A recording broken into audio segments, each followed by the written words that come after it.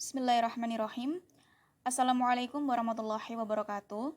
Kami dari kelompok 5 yang beranggotakan Lucy Yuliana Rahmadani, Minatul Anggraini, Muhammad Yusuf Sarifuddin, dan Mulki Dwi Haki. Kami di sini akan memaparkan hasil kerja kelompok kami mengenai review artikel jurnal yang menggunakan metode regresi data panel. Kami di sini mereview artikel jurnal dengan judul Analisis Pertumbuhan Ekonomi Daerah Istimewa Yogyakarta tahun 2008 sampai 2016 pada Jurnal Ilmu Ekonomi Pembangunan di volume 18 nomor 2 halaman 142 sampai 159. Artikel jurnal ini dipublish pada November tahun 2018 dengan penulis Siti Hapsa dan Rifki Khairuddin. Untuk reviewernya dari kelompok kami, kelompok 5, yaitu Lucy Yuliana Rahmadani, Minatul Anggraini, Muhammad Yusuf Sarifuddin, dan Mulki Dwi Haki. Kami mereview artikel jurnal ini pada 22 Februari tahun 2022. Penelitian pada artikel jurnal ini bertujuan untuk menentukan efek pendapatan lokal, pengeluaran modal dan tenaga kerja untuk pertumbuhan ekonomi di Provinsi Daerah Istimewa Yogyakarta pada tahun 2008 sampai 2016. Subjek penelitiannya adalah data sekunder dari 5 kabupaten atau kota di Provinsi Daerah Istimewa Yogyakarta pada tahun 2008 sampai 2016. Untuk metode penelitian, yang pertama, populasi sasaran dalam penelitian ini adalah kabupaten atau kota di Provinsi Daerah Istimewa Yogyakarta. Yang kedua, sampel dalam penelitian ini diambil menggunakan metode cluster sampling atau area sampling. Kemudian yang ketiga, variabel-variabel penelitian ini diukur berdasarkan pertumbuhan ekonomi, pendapatan asli daerah, belanja modal dan tenaga kerja. Yang keempat, metode pengumpulan data dalam penelitian ini berdasarkan pada data sekunder yang diperoleh dari penggalian informasi berbagai sumber seperti melalui studi kepustakaan yang bersumber dari jurnal, paper, media massa, media elektronik maupun tulis ilmiah lainnya. Kemudian yang kelima, metode analisis data dalam penelitian ini menggunakan regresi data panel dengan menggunakan bantuan alat software eFuse 8. Kemudian analisis data panel dalam penelitian ini dilakukan dengan metode pendekatan gabungan kuadrat atau common effect, pendekatan efek tetap atau fixed effect, dan pendekatan efek acak atau random effect. Sedangkan untuk menentukan metode mana yang lebih sesuai dengan penelitian ini digunakan uji Cow dan uji Hausman. Selanjutnya adalah analisis dan pembahasan. Berdasarkan hasil analisis data dapat diketahui hasil estimasi dari beberapa pendekatan model regresi data panel sebagai berikut. Dari hasil sebagaimana yang ditunjukkan di tabel 3, dapat dilihat bahwa pendekatan common effect, fixed effect, dan random effect terdapat hasil yang berbeda-beda. Nilai R-square pada uji common effect sebesar 93,159%, pada uji fixed effect sebesar 95,45%, dan pada uji random effect sebesar 89,7458%. 1. Uji F-restrict atau Chow test. Hasil pengujian dengan uji Chow yang membandingkan antara common dan fixed effect dapat dilihat dari hasil analisis di atas random fixed effect LR yang menunjukkan nilai prop F sebesar 0,01. Dikarenakan nilai prop F yaitu 0,01 yang artinya lebih kecil dari 0,05 dapat diartikan model signifikan, maka model yang layak digunakan adalah model fixed effect. 2. Uji Hausman. Diperoleh nilai probabilitas chi-square sebesar 0,5187, lebih besar dari 5%. yang artinya H0 diterima. Dengan demikian, berdasarkan uji Hausman, model yang tepat dalam penelitian ini adalah random effect. Yang ketiga adalah uji Lagrange multiplier (LM test). Pada uji LM ini didasarkan pada distribusi nilai LM dihitung dengan chi-squared sebesar jumlah variabel independen. Output yang didapatkan dari hasil perhitungan tersebut menunjukkan bahwa nilai LM hitung sebesar 13.133,1591, sedangkan chi-squared tabel dengan DF3 dan alfa sama dengan 5% adalah sebesar 7,81, sehingga nilai LM hitung lebih besar dari chi-square, maka H0 diterima.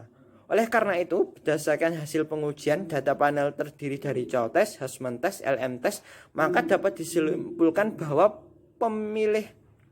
pemilihan model regresi data panel yang tepat untuk digunakan dalam penelitian ini adalah random effect model. Uji a priori.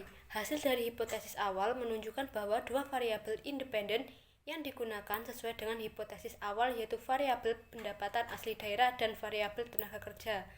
Sedangkan variabel belanja modal menunjukkan hasil yang tidak sesuai dari hipotesis awal. Selanjutnya yaitu uji signifikasi parameter. 1. Ada uji parsial atau uji T. Dari hasil analisis pada tabel tersebut, terlihat bahwa variabel independen pendapatan asli daerah dan tenaga kerja secara parsial dapat mempengaruhi variabel dependen.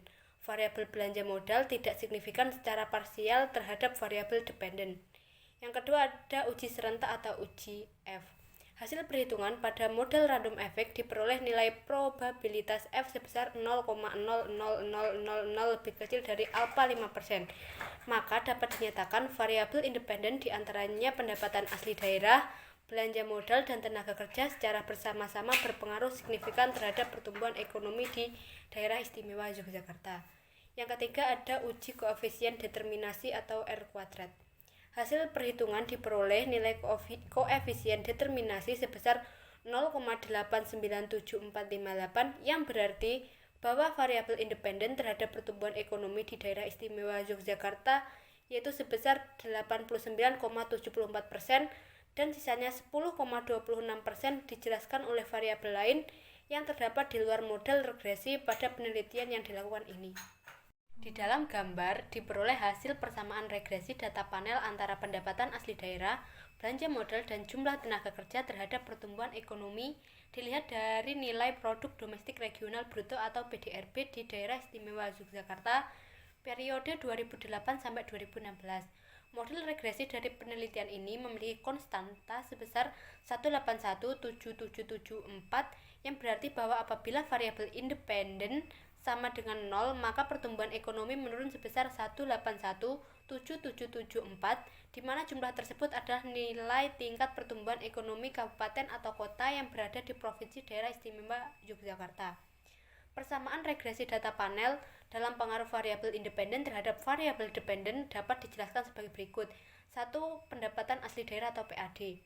Variabel PAD mempunyai koefisien positif sebesar 4654511 yang berarti setiap ada kenaikan jumlah PAD pada masing-masing daerah semisal sebesar 1 juta akan menyebabkan kenaikan tingkat PDRB pada kabupaten atau kota di provinsi daerah istimewa Yogyakarta meningkat sebesar 46545.11 dengan nilai probabilitas 0,00 lebih besar A0,05. Terlihat bahwa pendapatan asli daerah positif dan signifikan dalam mempengaruhi pertumbuhan ekonomi di provinsi daerah istimewa Yogyakarta. Hasil penelitian diperkuat oleh penelitian yang dilakukan oleh Barimbing dan Karmini di mana pendapatan asli daerah secara serempak berpengaruh signifikan terhadap pertumbuhan ekonomi dari nilai PDRB. PAD secara parsial berpengaruh positif dan signifikan terhadap pertumbuhan ekonomi kabupaten atau kota di provinsi daerah istimewa Yogyakarta. Kedua yaitu pengaruh belanja modal.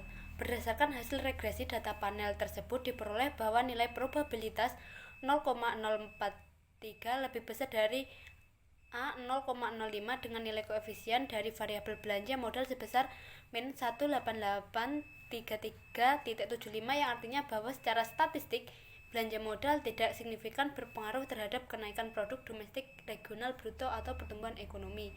Ketiga, tenaga kerja. Hasil penelitian dalam random effect model menunjukkan bahwa nilai koefisien sebesar 16138.52 dengan nilai probabilitas tenaga kerja sebesar 0,0056 lebih besar 5%, yang artinya bahwa secara statistik angkatan kerja yang bekerja signifikan berpengaruh terhadap kenaikan produk domestik regional bruto. Hal ini menyatakan bahwa setiap kenaikan jumlah tenaga kerja sebesar 1 juta jiwa, maka pertumbuhan ekonomi akan mengalami kenaikan menjadi sebesar Rp1.613.852.000. Yang selanjutnya ada kelemahan jurnal. Yang pertama, penelitian ini hanya menggunakan 3 variabel sebagai penjelas faktor pertumbuhan ekonomi karena keterbatasan data, sehingga masih banyak faktor yang belum diteliti dan dikaji dalam penelitian ini. Yang kedua, penelitian ini hanya menggunakan data yang berpengaruh positif, sehingga data yang dianalisis masih sempit dan terbatas. Di samping itu, pada penelitian ini telah pernah dicoba menggunakan variabel-variabel lain seperti pertumbuhan penduduk, indeks pembangunan manusia atau IPM, investasi pemerintah, penanaman modal dalam negeri atau PMDN, dan penanaman modal asing atau PMA. Namun hasil yang diperoleh tidak begitu berpengaruh terhadap penelitian ini. Yang selanjutnya, kelebihan jurnal, yaitu yang pertama, dalam penulisan jurnal sangat jelas dan sesuai kaidah pembuatan jurnal dengan metode penelitian yang cukup, menggunakan bahasa yang sesuai dengan kamus EYD, serta paparan contoh hasil yang sangat baik. Yang selanjutnya, yang terakhir, kesimpulan. Dari penelitian yang telah dilakukan, maka dapat disimpulkan bahwa yang pertama, variabel pendapatan asli daerah dilihat dari total jumlah realisasi pendapatan asli daerah 5 kabupaten atau kota di Provinsi Daerah Istimewa Yogyakarta tahun 2008 sampai 2016 berpengaruh positif dan signifikan terhadap pertumbuhan ekonomi di Provinsi Daerah Istimewa Yogyakarta. Dengan meningkatnya jumlah pendapatan asli daerah, maka pertumbuhan ekonomi di Provinsi Daerah Istimewa Yogyakarta akan meningkat. Yang kedua, belanja modal dilihat dari total jumlah realisasi belanja modal daerah 5 kabupaten di Provinsi Daerah Istimewa Yogyakarta tahun 2008 sampai 2016 tidak signifikan terhadap pertumbuhan ekonomi.